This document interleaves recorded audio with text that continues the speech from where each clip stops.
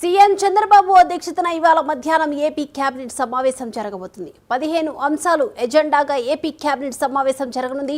అసెంబ్లీలో ప్రవేశపెట్టబోయే బిల్లులపై చర్చించి మంత్రివర్గం ఆమోదం తెలుపనుంది. ఆగస్టు 31లోగా అర్బన్ లోకల్ బాడీలు, అర్బన్ డెవలప్మెంట్ అథారిటీ, ఏపీసీఆర్డీఏ రాజధాని ఏరియాలను మినహాయించి అక్రమ నిర్మాణాలకు ఫైన్ విధించే ప్రతిపాదనలకు ఆమోదం తెలుపనుంది.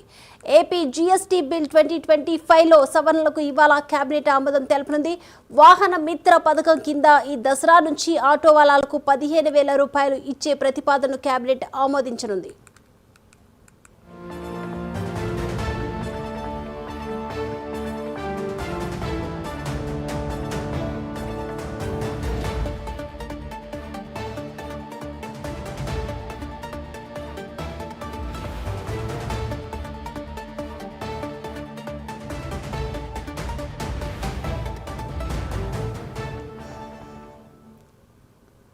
బ్రేకింగ్ చూస్తున్నాం. సీఎం చంద్రబాబు అధ్యక్షతన ఇవాళ మధ్యాహ్నం ఏపీ కేబినెట్ సమావేశం జరగబోతుంది. ఈ సమావేశంలో 15 అంశాలు ఎజెండాగా కూడా ఏపీ కేబినెట్ సమావేశం జరగబోతుంది.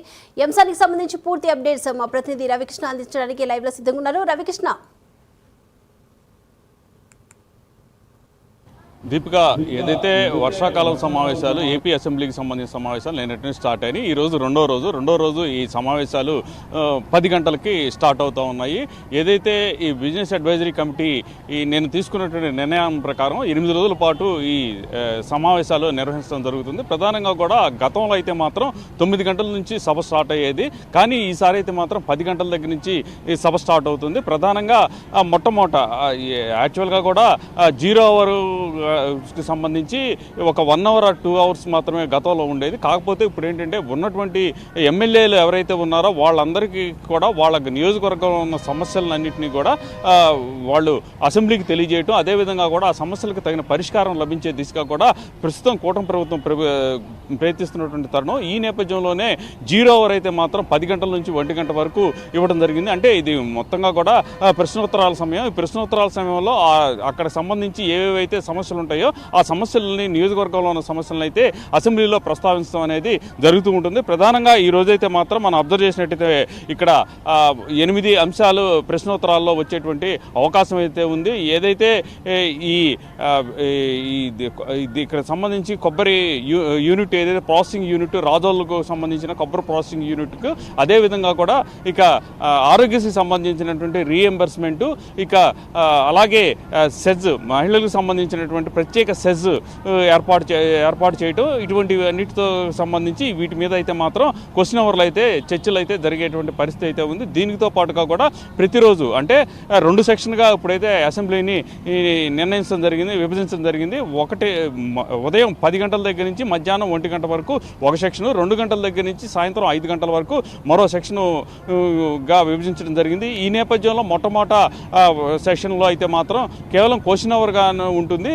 అంటే రాష్ట్రంలో నియోజకవర్గాల్లో ఉన్న సమస్యలు ఏవైతే ఉన్నాయో వాటి మీద అయితే మాత్రం చర్చ అయితే జరిగేటువంటి పరిస్థితి ఉంటుంది. ఆ తర్వాత అంటే 2 గంటల నుంచి 5 గంటల వరకు మాత్రం పూర్తిగా కూడా ఒక సబ్జెక్ట్ని తీసుకొని ఆ సబ్జెక్ట్కి సంబంధించి సమస్యను తీసుకొని చర్చించేటువంటి విషయం ఉంటుంది. అలాగే చివరిలో మంత్రివర్గం మొత్తం చర్చించిన తర్వాత చివరిలో మాత్రం సీఎం దీని మీద కంక్లూజన్ ఇచ్చేటువంటి పరిస్థితి అయితే ఉంటుంది. ఈరోజు తీసుకున్నట్లయితే జలవనరులకు సంబంధించిన అంశాన్ని అయితే ఈరోజు తీసుకుంటున్నారు. ప్రధానంగా కూడా ఏదైతే తెలంగాణకు సంబంధించి మొన్న జరిగినటువంటి తెలంగాణ అసెంబ్లీ సమావేశాల్లో కూడా ప్రధానంగా ఈ బనకచెర్ల ప్రాజెక్ట్ ఏదైతే ఉందో, అదేవిధంగా కూడా ఏపీలో నిర్మించబోతున్న గోదావరి నది మీద కానివ్వండి, అదేవిధంగా కృష్ణానదికి సంబంధించి నిర్మించబోతున్న ప్రాజెక్టులపై వాళ్ళు తీవ్ర అభ్యంతరాలు అయితే వ్యక్తం చేస్తున్నారు. ప్రధానంగా కూడా వాళ్ళకు వచ్చే నీటి వాటా ఏదైతే ఉంటుందో ఆ నీటి వాటాని ఏపీ వాడుకుంటుంది అని చెబుతున్నటువంటి తరుణంలో దానికి క్లారిఫికేషన్ ఇవ్వాల్సిన అవసరము ప్రభుత్వం మీద, ఏపీ ప్రభుత్వం మీద ఉన్నటువంటి నేపథ్యంలో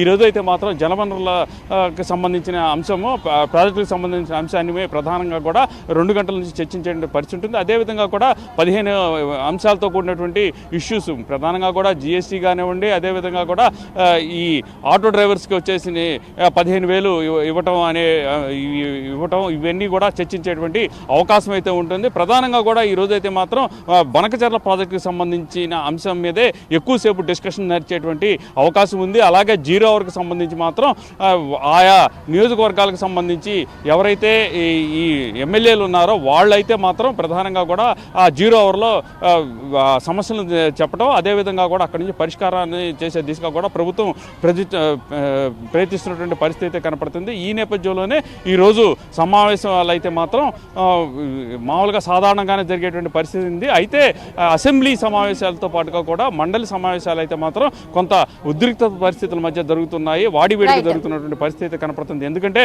ప్రధానంగా కూడా ఇక మండలిలో సంబంధించి వైసీపీకి సంబంధించి మెజారిటీ ఉన్న నేపథ్యంలో ప్రభుత్వం సంబంధించిన కార్యక్రమాలన్నిటి మీద కూడా వాళ్ళైతే మాత్రం దూకుడుగా వ్యవహరిస్తున్న నేపథ్యంలో జరుగుతున్నటువంటి పరిస్థితి అయితే ఉంది. రెండో రోజు మాత్రం ఈ 10 గంటలకు స్టార్ట్ కాబోతుంది. Right, thank you Ravikrishna.